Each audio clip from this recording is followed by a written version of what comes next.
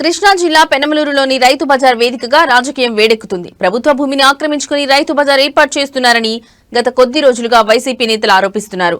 ఇక ఇదే అంశంపై స్థానిక ఎమ్మెల్యే బోడే ప్రసాద్ నిర్ణయానికి రైతు బజార్ మహిళలు మద్దతుగా నిలిచారు.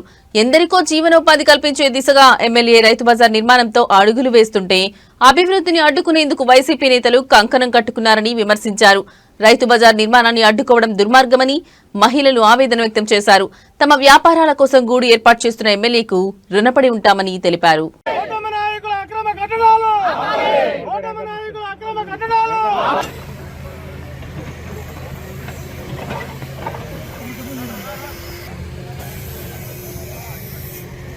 ప్రకటించింది ఆ 1000 రూపాయలు కూడా త్వరలోనే ప్రతి ఒక్కరికి కూడా అందజేయడం జరుగుతుందని ఈ సందర్భంగా తెలియజేస్తూ ఉన్నాం. అలాగే ఉల్లిపాయలు, బంగాళదుంపలు, పప్పు దినుసులు, అలాగే కొన్ని సరుకులను కూడా వాళ్ళకి ఇవ్వడం జరిగింది. నమస్తే అండి అందరికీ. సార్, నా పేరు జాకీరావు, మా తాడిగడప రైతు బజార్ సంబంధించిన వాళ్ళం సార్. ఇక్కడ ఈ షాపు, ఈ ప్రభుత్వం, ఈ స్థలం మొత్తం ఇక్కడ గవర్నమెంట్ దగ్గర సార్. గవర్నమెంట్ స్థలం అయితే ఇక్కడ ఇంతకుముందు మొత్తం చెత్త ఉండేది. ఈ చెత్త ఉన్నప్పుడు ఇక్కడ ఉన్న చుట్టూ ఉన్న ప్రజలందరూ చాలా ఇబ్బంది పడ్డారు. వెళ్ళే వాళ్ళకి వచ్చే వాళ్ళకి చాలామంది అనారోగ్యం పాలయ్యారు. అప్పుడైతే ఎవరు వచ్చి ఈ స్థలం ఏంటి ఇలా పెట్టారేంటి అని ఒక్కళ్ళు కూడా వచ్చి అడగలేదు సార్.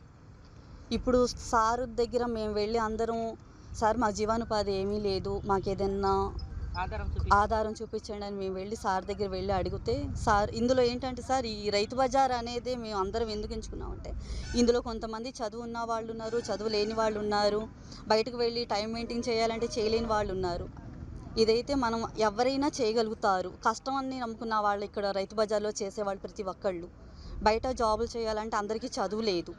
అందుకని సార్ మాకు ఏదో జీవనోపాధి చూపించండి, పిల్లలకి మేమందరం బ్రతకడానికి కష్టంగా ఉంది, ఉండటానికి ఇల్లు కూడా లేదు, ఇలాగని మేము సార్తో ఎమ్మెల్యే గారు వచ్చినాక మేము అదివరకు కాలేజీ దగ్గర రోడ్డు మీద అమ్ముకునేవాళ్ళమి. ఎవరు వచ్చైనా సరే ఎండలో నీళ్ళల్లో ఉండేవాళ్ళమి. ఎవరైనా వచ్చి 5 సంవత్సరాల్లో ఏందమ్మా మీరు ఇలా ఉండారని ఎవరు మాకు గొడిగివ్వాల, ఒకసారి చెప్పులేవాల, ఏమీ చేయలే. అప్పుడు ఎమ్మెల్యే గారు మాకు, ఆయన గెలిచి నాకు వచ్చి మేము కొట్లు కట్టించిస్తాము అని ఇచ్చారు.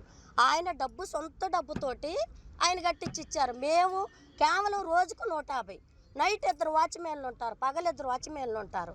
ఒక అతను రాస్తాడు, మళ్ళీ మెయింటెనెన్స్ అంత మొత్తం ఒక ఆయన చూడాలి. వాళ్ళందరికీ జీతాలు ఇవ్వాలి.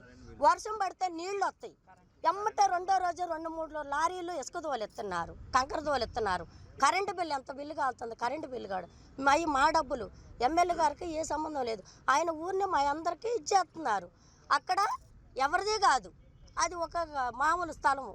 దాన్ని ఎంతో చేసి మా అందరికి ఇచ్చి అక్కడ ముసలివాళ్ళం మొత్తుకోవడం అమ్ముకునే వాళ్ళని తీసుకొచ్చి అక్కడ పెట్టారు. ఇదంతా చెత్త. మీరు నిన్న వచ్చి ఏదో మాట్లాడారు. ఆ మాట్లాడినప్పుడు ఇక్కడ మాట్లాడతాం కాదు, రోడ్డు మీద వెళ్ళే వాళ్ళని అదివరకు ఇది ఎలా ఉంది, మీరు ఎలా వెళ్ళారు, వాసనతో మంచి వాసనతో వెళ్ళారా, చెడు వాసనతో వెళ్ళారా, లేకపోతే అపార్ట్మెంట్ల దగ్గరికి వెళ్ళమనండి. వెళ్ళి నిన్న వచ్చి ఒక మాట్లాడింది కదా, ఏడు మాట్లాడతాం కాదు, అపార్ట్మెంట్ల దగ్గరికి వెళ్ళి ఆడంత అన్యాయం జరుగుతుంది, మీరు ఎందుకు ఊరుకుంటున్నారని అడిగితే ఆ అన్యాయం అయితే వాడు చెప్పేవాళ్ళు కదా, వాళ్ళు చెప్పేవాళ్ళు.